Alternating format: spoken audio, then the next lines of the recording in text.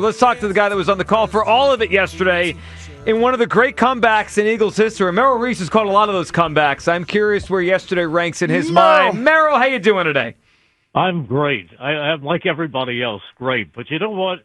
If they had converted that field goal, if the Rams had made that field goal and beaten the Eagles, I would have felt badly, of course, about the loss, but I was still going to be proud of what the Eagles did. The fight, the comeback, the poise, everything they did, it showed you so much about the heart of this team. Merrill, I agree with that. They did fight, and it was an enormous second-half comeback. Even if that field goal went in, we would have walked away and said, you know what? They're not perfect, but boy, they have some fighters in there. But they did get the victory. Merrill, we'll get to a lot of the reasons why. Let's start with the final play and that player yesterday. Merrill, Jordan Davis, first-round pick 4 years ago, and I would say his first few years here, okay, not great. Not maybe what you would hope for out of a high first-round pick. But, Merrill, we heard about his weight loss. Hugh and I got a chance to sit down with him in training camp. He seemed different in terms of his maturity. He's been excellent the first 3 games, and that yesterday was one of the great games I've ever seen a defensive tackle have overall in one game. He was everywhere yesterday. I agree. That was a magnificent performance, and the way he fought and blocked that last field goal, just amazing. Well, and then earlier in the game, he was part of that 4th down stop when the Rams went for it and ran the ball around midfield. He stopped him there. And then, Merrill, he had that chase down of Matthew Stafford right after the Eagles scored to make it 26-14. It was 3rd and 2. And who knows? I mean, if the Rams convert there, maybe they kick another field goal. Maybe they score a touchdown. Maybe the game is different. But that was a very athletic play by Jordan Davis to chase down Stafford there. It was. And, he ran almost 53 1/3 yards, which is the width of a football field, 53 1/3 yards. He went from one sideline to the other, and it was amazing how he caught Matthew Stafford. It was awesome. Merrill, let's talk about the quarterback. First half for the entire offense was not good. I mean, they only had 33 yards at the half. The Rams are up, and then the second half starts, and Jalen gets hit, and he fumbles. Rams pick it up. They score, and it's like, oh, boy, this is not going well. And then from there, it's like something clicked because they went on 3 long scoring drives, including the final one, and you called it to get them the lead there. Merrill, what did you see with Jalen and the offense when it changed in the second half? Well, Jalen's an amazing guy. He has that short memory. He forgets about the play before it moves ahead, and he's so gutsy and so tough, and he sees everything. He's an inspiring player to be around. He is absolutely unbelievable, and he's got such poise. And you saw it on that 4th and goal from the 4. That was the game right there. Mm-hmm. If that play doesn't work, the game's over. And he threaded it to Devontae Smith. He was just absolutely unbelievable how he took charge.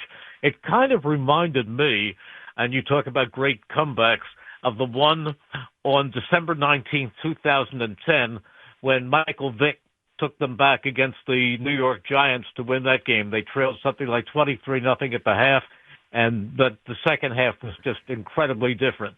But that was the kind of thing, kind of show and performance he put on.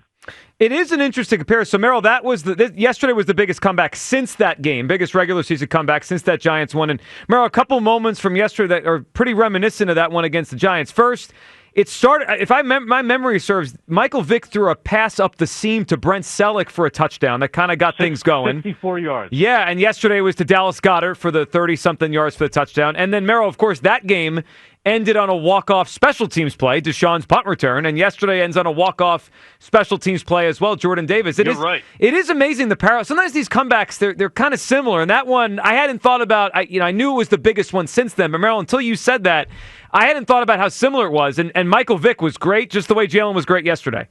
The only big difference was that after they scored on that 64-yard pass to Selleck, they recovered an onside kick by Riley Cooper. Yes. David Akers on an onside kick. Yeah, special teams always seems to be part of these comebacks. It has to be when you need to get the football back or make a big play. Merrill, yesterday was finally, as well as the passing game opening up, A.J. Brown has his first big game of the season. And Merrill, it felt like he kept making huge plays, like 3rd and 10s when you got to have it. And he's just money on those where he kind of boxes out the defender. Great day by A.J. as well yesterday. Great day by A.J. Great day by Devontae Smith.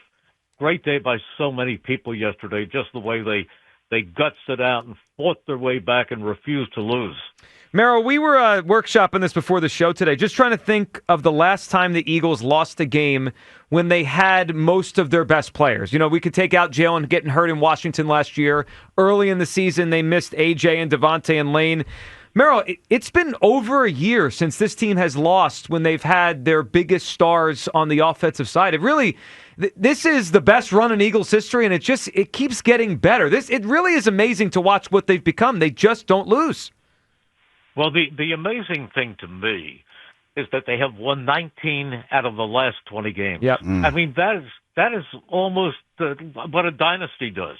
And I'm not about to say there's a dynasty in the National Football League because they haven't won 3 straight Super Bowls or done anything like that. But this team has been very, very good. It's been great for a long time now.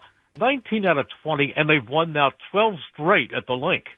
They have. They're great at home. They're great in these clutch moments. And, Merrill, they get another big one this coming Sunday.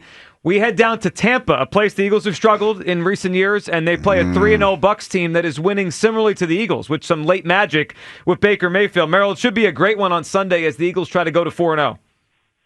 And a great measuring stick, too, because Tampa is awfully good, and they're good there, and they're coming off of a really subpar performance. They could have lost that game yesterday. Absolutely. It's similar to the Eagles, where they almost gave it away, and then they won it at the end with special teams. Merrill, we appreciate it. It's going to be a fun week around here leading into a battle of more undefeateds this coming Sunday. We'll talk to you during the pregame on Merrill on Sunday, and we appreciate you hopping on. It's my pleasure, and it's a great day for Philadelphia. It really is, as far as the Eagles are concerned. The one awful thing over the weekend, of course, was the passing of Bernie Parent. And I knew Bernie very, very well, and he was just a wonderful, wonderful person. And there has been no greater, more iconic sports figure in the history of this city. Merrill, well said. We appreciate you being on the show. Have a great week, and we'll talk soon. Thank you, Merrill. Have a good one, Merrill. See you guys. There he goes, Merrill Reese.